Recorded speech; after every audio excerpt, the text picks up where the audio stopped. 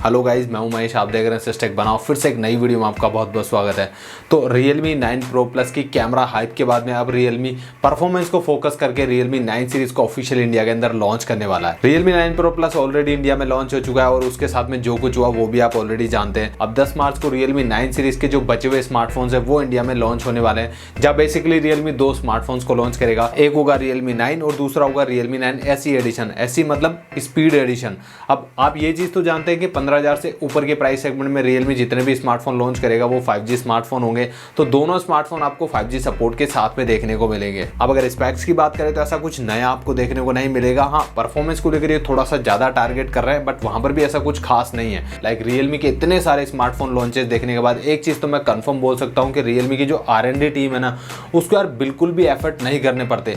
मतलब 2-3 महीने बाद सेम स्मार्टफोन को दूसरे स्मार्टफोन के अंदर रीब्रांड करके लॉन्च कर दो और हो गया एक नया स्मार्टफोन। अभी का रीसेंट एग्जांपल ही ले लो, Realme का जो 8i है उसको Realme ने Narzo 50 बनाकर इंडिया के अंदर लॉन्च कर दिया है और सेम चीज यहाँ पर भी एप्लीकेबल होती है। जनवरी मंथ में चाइना के अंदर Realme Q3S नाम से एक स्मार्टफोन लॉन्च हुआ था और सेम स्मार्टफोन को ये Realme 9 सीरीज बनाकर इंडिया के अंदर लॉन्च करने वाले हैं। अब मैं ये चीज बिल्कुल नहीं बोल रहा हूँ कि यार रीब्रांड करना गलत है। हाँ, रीब्रांड सारे स्मार्टफोन ब्रांड करते हैं, लाइक Xiaomi करता है, Oppo करता है, Vivo करता है, iQOO करता है। तो ये चीज काफी टाइम से चली आ रही है। लेकिन अगर आप एक पर्टिकुलर स्मार्टफोन को रीब्रांड कर रहे हैं, चाहे वो चाइना के अंदर हो चाहे फिर इंडिया के अंदर हो, तो कम से कम उसका प्राइस पॉइंट तो आपको सही रखना चाहिए।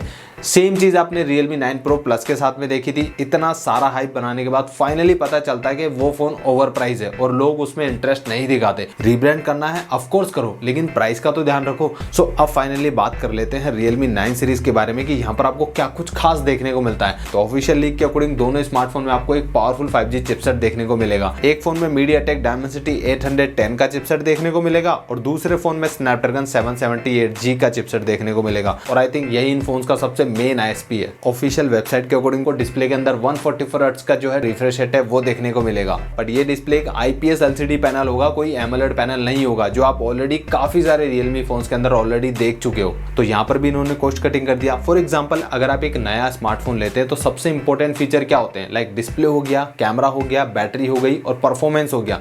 ये मेजरली सबसे ज्यादा फोकस किए जाते हैं। तो बाकी फीचर में आपको कहीं ना कहीं कॉम्प्रोमाइज करना पड़ेगा। लाइक अगर मैं कैमरास की बात करूं तो यहाँ पर आपको सिर्फ 48 मेगापिक्सल का सिंगल कैमरा देखने को मिलता है। अब आप लोग सोच रहे होंगे कि यहाँ पर तो ट्रिपल कैमरा सेंसर देखने को मिलता है और मैं सिंगल कैमरा सेंसर क्यों बोल रहा हूँ? तो गाइस देखो, यहाँ पर 2+2 मेगापिक्सल के जो सेंसर आपको देखने को मिलते हैं वो टोटली यूजलेस है, किसी भी काम में नहीं आते। मतलब एक गिमिक टाइप आप उनको बोल सकते हैं। इसके अलावा सेल्फी की बात करें तो 16 मेगापिक्सल का सेल्फी कैमरा आपको देखने को मिलेगा। इसके अलावा बैटरी की बात करें तो 5000 mAh की आपको बैटरी देखने को मिलेगी और 30 वोट की फास्ट चार्जिंग का सपोर्ट देखने को मिलेगा। मतलब आप परफॉर्मेंस सेंटर के स्मार्टफोन की बात कर रहे हैं और वहां पर 30 वोट की फास्ट चार्जिंग का सपोर्ट देखने को मिलता है। तो इनडायरेक्टली कहने का मतलब यही है कि यहाँ पर आप सिर्फ परफॉर्मेंस को ही टारगेट कर रहे हैं, उसके अलावा सारे फीचर्स के अंदर आपको जो है कॉम्प्रोमाइज कहीं ना कहीं करना पड़ता है। एग्जाम्पल के लिए Realme का जो Narzo 50 है, सेम जो कैमरा परफॉर्मेंस है वो आपको Realme की 9 सीरीज के अंदर देखने को मिलेगी। अगर सॉफ्टवेयर की बात करें तो हाँ, यहाँ पर आपको लेटेस्ट Android 12 देखने को मिलेगा जो कि Realme UI 3.0 के साथ में आएगा। तो सॉफ्टवेयर अपडेट अच्छा है। लेकिन अगर परफॉर्मेंस की ही बात करें तो LPDDR4X रैम देखने को मिलेगी और UFS 2.2 का स्टोरेज देखने को मिलेगा।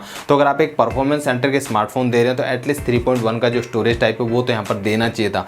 तो परफॉर्मेंस के ऊपर भी ऐसा कुछ तगड़ा फोकस इन्होंने यहाँ पर नहीं किया। बट वही चीज़ है, Snapdragon 778G और 810 के बेसिस पर ये लोग इतना इस फोन का जो है हाइप बना रहे हैं और इसी वजह से स्पीड द लाइट वाला जो टैगलाइन है वो आपको देखने को मिलता है। तो गाइस, कहने का मतलब सिर्फ ये है कि अगर आप परफॉर्मेंस सेंटर के स्मार्टफोन देखना चाहते हैं या फिर अगर आप एक गेमर है और अंडर 20,000 एक ऐसा स्मार्टफोन देखना चाहते हैं जहाँ आपको बेसिकली परफॉर्मेंस थोड़ा सा बेटर देखने को मिले, तो ही आप इन फोन्स का वेट करें। अदरवाइज मार्केट में आपको काफी सारे ऑप्शंस देखने को मिल जाते हैं। लाइक अभी थोड़े दिन पहले फ्लिपकार्ट के ऊपर Realme X7 Max जो है 17-18 हज़ार रुपये की प्राइस सेगमेंट पर देखने को मिल रहा था, जो कि इससे फार बेटर डील है। और वहीं जो Realme का GT मास्टर एडिशन है वो भी आपको अंडर 20,000 की प्राइस बजट पर ऑफर्स के अंदर देखने को मिलता है। तो ऐसे के अंदर मैं सिर्फ इतना बोलना चाहूंगा कि अगर आप परफॉर्मेंस का ही सोच रहे हैं तो भी आप थोड़ा सा सोच समझ के स्मार्टफोन लेना, कहीं आगे चलकर आपको पछताना ना पड़े। तो फिलहाल के लिए Realme 9 सीरीज को लेकर यही कुछ इन्फॉर्मेशन थी जो आप ऑलरेडी जानते हैं और मुझे लगा कि आप लोगों के साथ में शेयर करनी चाहिए। बाकी आप मुझे नीचे कॉमेंट सेक्शन में बताओ कि आप इन स्मार्टफोन के लिए कितना ज़्यादा एक्साइटेड है और क्या आप इन स्मार्टफोन का वेट कर रहे हैं। वीडियो अगर पसंद आए तो वीडियो को लाइक कर देना और अगर आप चैनल के ऊपर दोबारा विजिट करना चाहते हो तो चैनल को सब्सक्राइब भी कर सकते हैं। मेरे इस वीडियो को देखने के लिए आपका बहुत बहुत धन्यवाद। I see you guys in the next video.